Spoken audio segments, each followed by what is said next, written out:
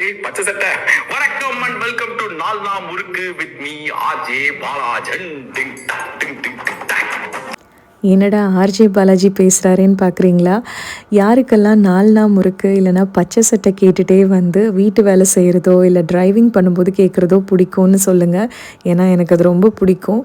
கிட்டத்தட்ட வந்து 8 வருஷம் கழிச்சு ஆர்ஜே பாலாஜி ஸ்டைல்லே சொல்லணுன்னா பிரதிதிங்கள் 20ஆம் தேதி ஜனவரி மாதம் வந்து இந்த பொங்கல் லீவுக்கெல்லாம் அப்புறம் இப்போ தான் பசங்களெல்லாம் ஸ்கூலுக்கு அனுப்பிட்டு இந்த பொங்கல் லீவில் கிடைச்ச 8 வருஷத்துக்கு அப்புறம் கிடைச்ச ஒரு பாக்ஸை ஓப்பன் பண்ணால் என்னோடய எல்லா ஆர்ட் சப்ளைஸுமே இதில் தான் இருக்குது.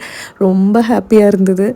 என்னோடய இல்லஸ்ட்ரேஷன் பென்ஸு, அதுக்கப்புறம் கேலிகிராஃபி பண்ணுற பென்ஸு, எல்லா ஆர்ட் சப்ளைஸு, அதுக்கப்புறம் வந்து விதவிதமான பெயிண்ட் ப்ரஷஸ்ஸு, அதுக்கப்புறம் நான் பண்ண ஆர்ட் ஒர்க்கு, அப்புறம் ஆயில் பேஸ்டல்ஸு, அப்புறம் ஆக்ரலிக் கலர்ஸுன்னு ஏகப்பட்ட டெக்ஸ்சர் பேப்பர்ஸு, அப்புறம் கட் பண்ணுறதுக்கு சிசர்னு இந்த மாதிரி நான் வச்சுருந்த எல்லா ஆர்ட் சப்ளைஸுமே கிடச்சிது.